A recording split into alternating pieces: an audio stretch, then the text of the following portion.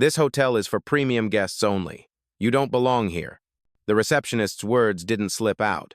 They landed heavy, deliberate, slicing through the marble atrium of the Horizon Grand like a verdict.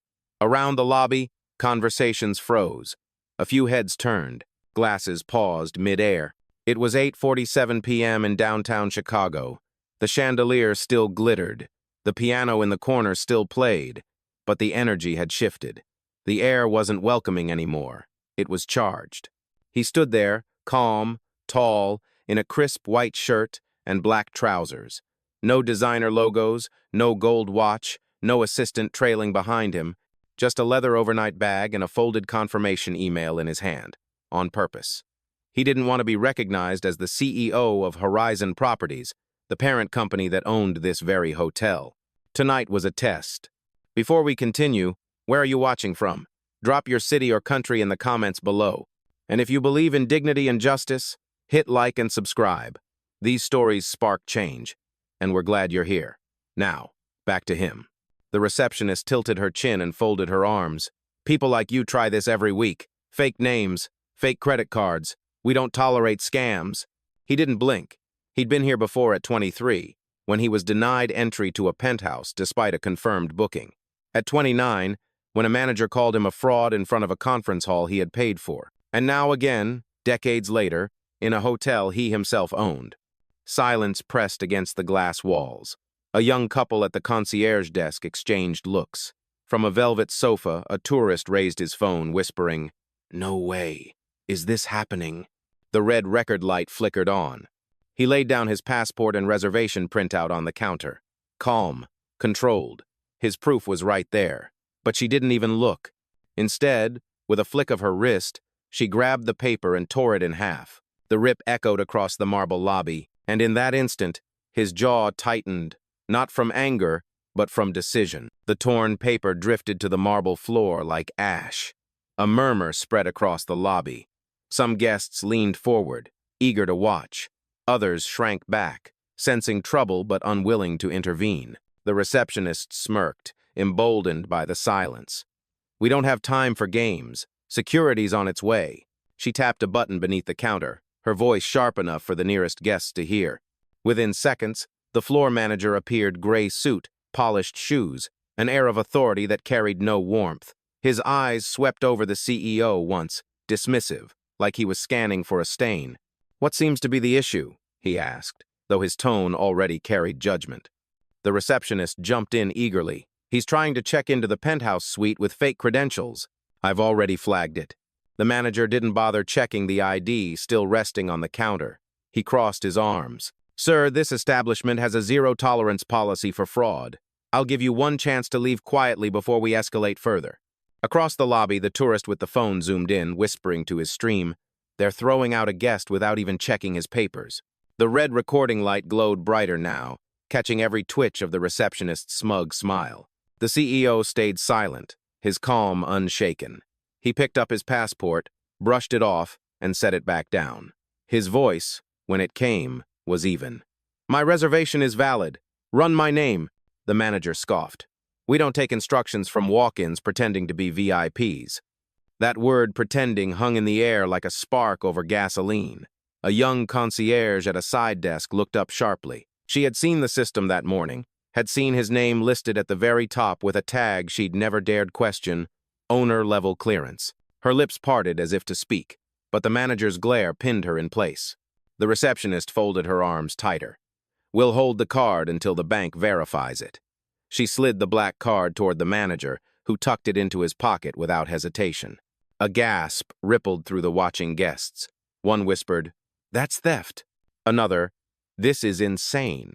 The CEO's jaw flexed once. Not anger, calculation. He pulled out his phone, pressed a single button, and lifted it to his ear. His voice dropped low, steady. "It's happening. Log everything. Start protocol." Somewhere across the city, his assistant's voice responded without delay, already recording, every word, every timestamp. The manager chuckled, mistaking composure for weakness. "Go ahead and make your calls. It won't change the fact that you don't belong here." The words echoed, cruel and final, and the lobby, once a stage for quiet elegance, had become a courtroom. The words had barely settled when the elevator doors slid open. Two security guards stepped out broad-shouldered, uniforms pressed sharp, radios clipped to their belts. Their presence shifted the air even more. The manager straightened, gesturing toward the CEO as if presenting a criminal. "That's him. Remove him from the premises." One guard, younger, hesitated. "Sir, did you check his ID?" The receptionist cut in fast. "Already confirmed. It's fake." She folded her arms, her smirk widening as though the matter was sealed.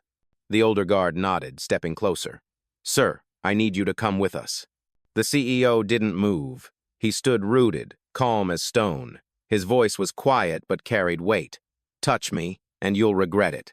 Gasps broke from the watching crowd. A woman near the concierge desk muttered, "He hasn't even raised his voice once." Another guest whispered into her phone, "They're about to drag a man out who showed his passport." The tourist's recording caught every word, every glance. The red light blinked, steady, relentless. The manager leaned in, voice sharp. "Stop wasting everyone's time. You don't belong in this lobby, and certainly not in the penthouse." Those words, "you don't belong," hung heavy, the same dagger he'd heard years ago in other lobbies, at other desks, spoken by different mouths but dripping with the same poison. He remembered Atlanta, age 24, when a clerk refused to check him in after a red-eye flight, leaving him to sleep in his car. He remembered Los Angeles, when a conference booking was dismissed until a colleague stepped in. Different cities, same verdict, "You don't belong." But tonight, in a building he owned, that phrase would cost more than they knew. He exhaled once, controlled, then lifted his phone again. "Escalate," he said simply. On the other end, his assistant's voice sharpened. "Confirmed. Internal audit is live. Every biased phrase logged." The young concierge flinched, eyes darting between the manager and the guest she knew wasn't lying. Her hands trembled on the desk. For a moment, it looked like she might speak, but the manager barked louder, drowning the moment. "Escort him out now!" The older guard reached for the CEO's arm. The lobby stilled. The piano had gone silent. Guests leaned forward, phones rising, recording angles shifting like lenses in a courtroom. The CEO didn't flinch. He didn't even step back.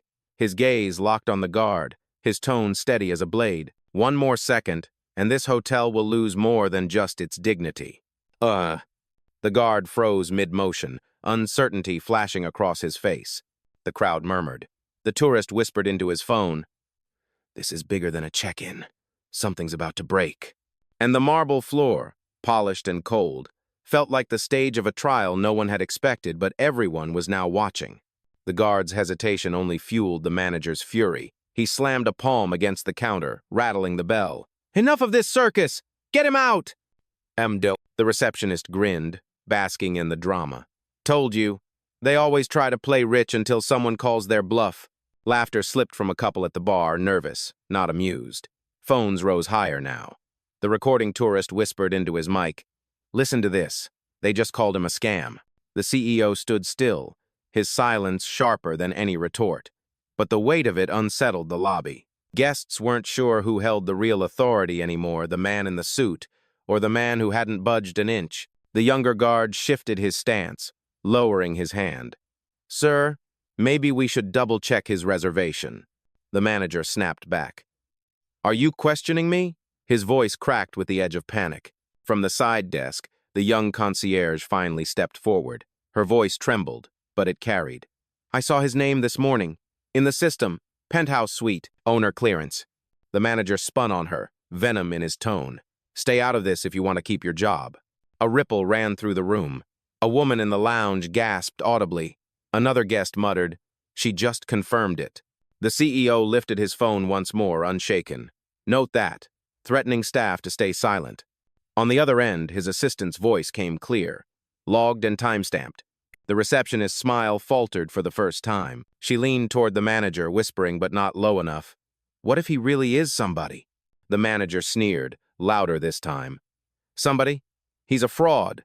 Look at him. Does that look like a man who belongs in the penthouse?"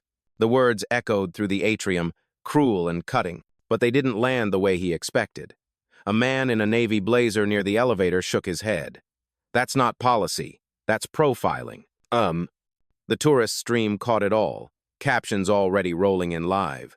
Discrimination in Chicago hotel lobby. The CEO exhaled once, slow and steady. His voice was quiet, but it pierced the charged air. Every second you talk, you dig deeper, and every witness here will remember it.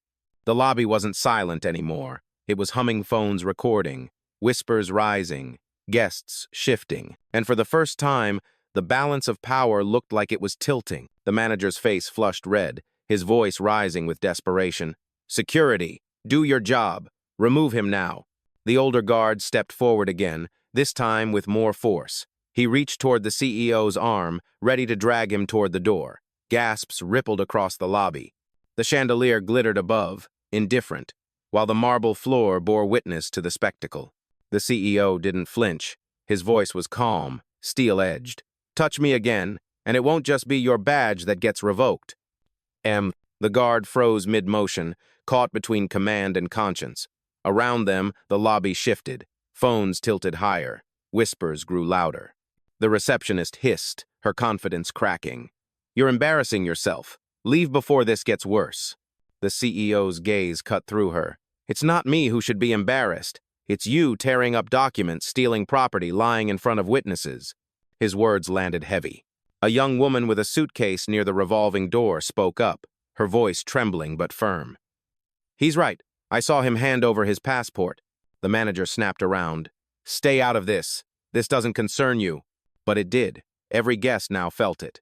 The tension wasn't just about one man, it was about the system that let arrogance masquerade as authority.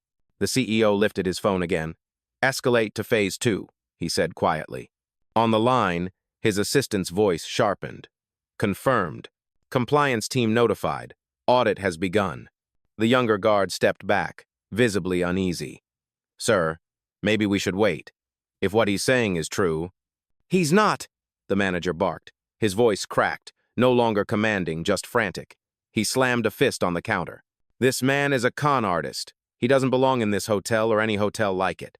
The words rang out across the marble atrium, bouncing off glass and steel, but instead of solidifying his authority, they fractured it. Guests shook their heads. One whispered into her phone's mic, "They just called him a con artist without even checking his booking." The CEO's jaw tightened. He leaned forward slightly, voice low but piercing. "You just made the worst mistake of your career." And for the first time, the manager blinked, not with anger, but with doubt. The lobby was no longer a hotel. It was a stage, and every witness, every phone, every whisper had become part of the record. The lobby had shifted.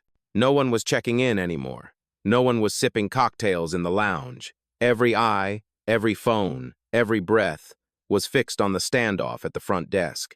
The manager tried to reclaim the air, his voice booming too loud, too forced. "This is hotel policy. We protect our establishment from imposters. People like him don't just walk into penthouse suites." That phrase, "people like him," hung poisonous in the air.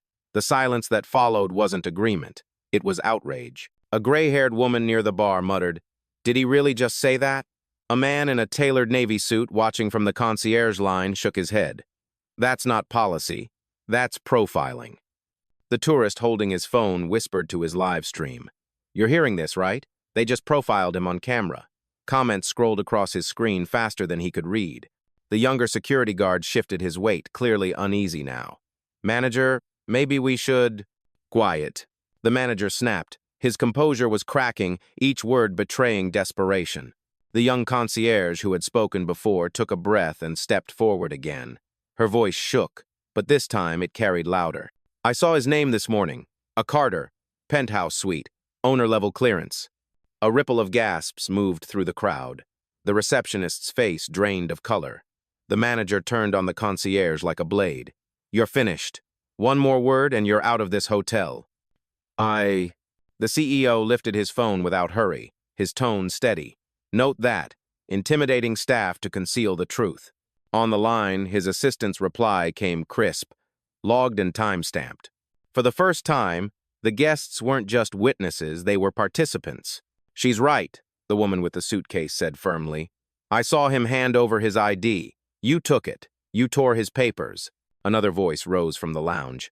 "I'm filming all of this. It's going online. Howard Khan." The manager's face tightened. He looked less like a man in control and more like someone cornered, every escape route closing in front of him. The CEO remained motionless, his calm presence filling the lobby more than any shout could. His voice, when it came, was soft but undeniable. You thought silence meant weakness. Tonight it means evidence. The crowd murmured. The balance had shifted. And for the first time, the staff realized the trial wasn't just between them and the man in front of them. It was between them and every witness holding a phone. The manager's composure finally snapped. He leaned over the counter, his face inches from the CEO's, his voice dripping with venom. Enough of this act. You're a fraud. People like you think you can cheat the system, but not here, not in my hotel. The word fraud echoed through the atrium, heavy and deliberate.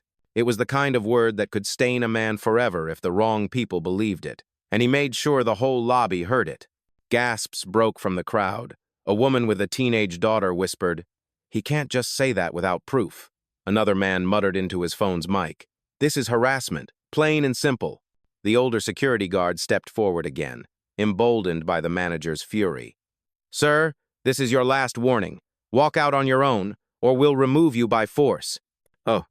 The younger guard hesitated, shifting his stance, but didn't intervene. His eyes flicked between the guest, the phones, and the manager caught in a conflict he hadn't signed up for. The receptionist added fuel, her voice loud and sharp. "He doesn't even look like someone who'd stay in the penthouse. Just look at him." That was the breaking point. Guests erupted. "That's disgusting," someone shouted. "I'm recording this too," another yelled from the lounge. The tourists' live stream ticked past 1,000 viewers, comments flooding in. "Blatant racism. Sue them. This is going viral." The CEO didn't move. He didn't need to. His silence was louder than all their noise. He reached for his phone again, pressing a single button. "Mark this moment. Threats, slurs, unlawful detainment. Phase 3 ready." On the line, his assistant's voice was crisp. "Marked. Legal compliance team is on standby." The manager sneered, trying to claw back control. "Call whoever you want. It won't change the fact that you don't belong here." The CEO's eyes locked on his, steady, unshaken. His voice was low, but it carried across the marble floor like a verdict. "You just made the last mistake of your career." And with that, the room shifted again. Guests weren't just observers now, they were allies, standing taller, angrier, phones raised higher. The tide had turned, and the staff didn't even realize the ground beneath them was giving way. The tension was a live wire now, humming through every corner of the lobby. Guests pressed closer, a semicircle of witnesses forming around the front desk. The manager straightened his suit jacket as if it could cover the cracks in his authority. The CEO finally moved not a step back, but a step forward. Calm, deliberate, his phone still in his hand. "Initiate phase 3, he said evenly. The line clicked alive with his assistant's voice. "Understood. Internal systems engaged. Every employee interaction logged. Secure servers activated." The receptionist blinked. "What? What does that mean?" she whispered to the manager. But the manager only scoffed louder, desperate to project control. "Big words, empty threats. You think anyone in this hotel believes you?" From the crowd, a woman's voice cut through. "We believe him." She lifted her phone higher, recording. A ripple of agreement ran through the guests, murmurs, nods, the unmistakable shift of the room's weight. The CEO's gaze swept the lobby. Calm, steady, unmovable. "Every second you delay, the audit grows thicker. Every insult you've spoken is already preserved." The older guard's hand twitched at his radio. "Manager, maybe we should stop." "No," the manager snapped. His voice cracked, brittle. "He's bluffing. He's nothing." The CEO didn't raise his voice. He didn't need to. His words carried the gravity of stone dropping into still water. "You called me a fraud. You tore my documents. You pocketed my card. That's theft, harassment, and defamation. In a hotel I own." The final phrase struck like thunder. Gasps broke out across the room. Phones jolted higher. Someone whispered, "Did he just say he owns it?" The young concierge, trembling but resolute now, stepped out from behind her desk. "He does. His name is in the system. Owner clearance. I saw it myself." The receptionist's face drained of color. The manager shook his head violently. "Lies. She's covering for him. Don't listen." But the crowd already had. The tide had turned. Guests leaned toward the man they once thought was just another traveler, their expressions shifting from suspicion to awe. The CEO exhaled once, slow and controlled. His phone still pressed to his ear, his words landed calm and final. "Prepare the removal orders." The assistant's reply came crisp, undeniable.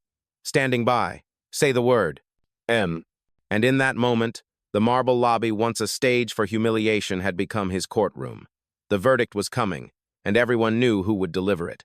The manager's face twisted, clinging to authority that was already slipping through his fingers. "Owner? Please. If you owned this place, you wouldn't be standing here dressed like that." The receptionist chimed in quickly, desperate to keep the illusion alive. "Exactly. Real executives don't book their own rooms. He's just making it up." But the crowd wasn't convinced anymore. Not after the concierge's words. Not after the calm steel in his voice. Phones stayed lifted, recording every second. The CEO took one measured step forward, his presence filling the space without volume. His voice was low, deliberate, carrying more power than any shout. "You want proof?" He raised his phone and pressed a single button. A chime echoed faintly through the lobby speakers. Then another. Suddenly, the massive digital display above the check-in desk, normally reserved for welcome messages and promotions, flickered. Words appeared in clean, bold letters. "Welcome, A. Carter, executive owner level." Gasps rippled through the room. The receptionist staggered back. The manager's jaw went slack. Even the guards froze, caught in the undeniable truth now displayed in their own lobby. The young concierge's voice rang clear, louder than before. "I told you. His name was in the system. He's not just a guest. He's the owner." A woman near the bar clapped once, sharp. Another guest muttered, "Unbelievable. They tried to throw out their own boss." The manager shook his head violently, still reaching for control. "No, this has to be a trick. He hacked the system." The CEO cut him off, calm but absolute. "The only thing hacked here tonight is your integrity." The lobby erupted not in chaos, but in energy. Phones caught every second, every shocked expression. The power balance had flipped completely. The receptionist whispered, voice trembling now, "Sir, we didn't know." But the CEO didn't even look at her. His gaze stayed locked on the manager, his tone steady as stone. "You humiliated me in my own lobby. You stole from me. You called me a fraud. And now the truth is public." The manager's face drained of color. The guards lowered their hands. The guests, once silent, now murmured openly, "Justice. Finally. This is going viral." How? And in the center of it all, the CEO stood unmoved. Every inch of him, the man they had underestimated, now undeniable. The lobby was no longer divided. The truth was out, projected 10 feet high for everyone to see. And with it, the last fragments of the staff's authority began to crumble. The receptionist's face had gone pale, her once confident smirk wiped clean. She whispered to the manager, barely audible but still caught on the nearest phones. "What do we do now?" The manager's hands shook, though he tried to hide it by straightening his tie. His voice cracked when he spoke. This doesn't mean anything. He still doesn't belong here." The words rang hollow, pathetic against the weight of what everyone had just witnessed. Guests laughed under their breath. Someone muttered loud enough for the recording mics to catch, "He still doesn't belong? He literally owns the place." The younger security guard stepped back entirely, shaking his head. "I'm not touching him, not after this." His partner looked equally uneasy, his grip on the radio loosening. The young concierge stepped fully into the open now, standing beside the CEO. Her voice steadied, fueled by the moment. "He belongs more than anyone here. You tried to erase him because of how he looks, but every booking, every paycheck in this building exists because of him." Applause broke out from a small group of guests. Others nodded, their murmurs growing louder, angrier, but not at the man in the white shirt. At the ones who had tried to humiliate him. The manager's face flushed, sweat beading on his forehead. He turned sharply on the receptionist. "Why didn't you check properly? Why didn't you—" She cut him off, her voice shaking. "Don't blame this on me. You told me to call security. You tore his papers. You pocketed his card." Their unity fractured in real time, crumbling under the weight of exposure. The CEO remained still, his calm an anchor against their unraveling. He lifted his phone once more. Begin termination protocol. On the line, his assistant's voice was ice. Authorization ready. Confirm the names. The manager stammered, desperate now. Sir, wait, this was a misunderstanding. A simple mistake. We were just doing our job. But the guests weren't buying it. Phones caught every plea, every crack in his voice. The comments flooding the live stream made it clear. The verdict had already been delivered. The CEO's gaze swept the trembling staff. His voice was even, controlled, final. No, you weren't doing your job. You were doing your prejudice, and that ends tonight. The manager's knees weakened. The receptionist clutched the counter for support. Around them, the once silent lobby pulsed with energy, with justice, with inevitability. And the man they had tried to erase stood taller than ever, his power no longer hidden, but undeniable. The lobby felt electric now, every phone lifted like a jury box. The chandelier above gleamed, but the real spotlight was on the man in the white shirt, the man they'd dismissed as an imposter. The CEO didn't raise his voice. He didn't need to. His authority filled the room without volume. He pressed the phone to his ear, eyes locked on the trembling staff. Carla, he said evenly, initiate termination. The line was clear, sharp. His assistant's voice echoed loud enough for the guests nearby to hear. Confirmed. Gregory Vance, Lauren Mitchell, immediate removal from Horizon Grand Systems. Badge access revoked. Payroll locked. Credentials erased. The manager blinked, stunned. His badge vibrated at his belt, then flashed red. He pulled it up, swiped it against the desk's reader in panic. Denied. Again. Denied. The sound of the error tone rang out like a final gavel. The receptionist fumbled with her badge next, her hands trembling. Red. Denied. She tried again, pressing harder, as if force could undo reality. Red. Denied. The younger guard shook his head, stepping back. It's over, he muttered under his breath, though the cameras caught it anyway. Gasps broke across the lobby. Guests whispered, some louder than whispers now. He just fired them. Right here in front of everyone. The manager's face drained of color. His voice cracked, desperate. Sir, please don't do this. We were only protecting the hotel. The CEO's gaze was steady, unshaken. You weren't protecting the hotel. You were protecting your prejudice. And tonight, it cost you everything. The receptionist tried to speak, her words stumbling. We didn't know who you were. The CEO cut her off, his tone calm but sharp. You didn't need to know who I was. All you had to do was respect me as a guest, as a human being. A murmur of agreement rose from the crowd. Applause broke out from a corner of the lobby. Phones captured every angle, every trembling denial, every calm sentence from the man they had underestimated. The young concierge stepped forward again, her voice firm now. He's right. This wasn't policy. This was discrimination. The crowd erupted with more applause, louder this time. The manager's knees buckled. He grabbed the counter for balance, sweat beading on his forehead. His career had collapsed in front of strangers, and there was no undoing it. The CEO lowered his phone, his voice steady, almost quiet.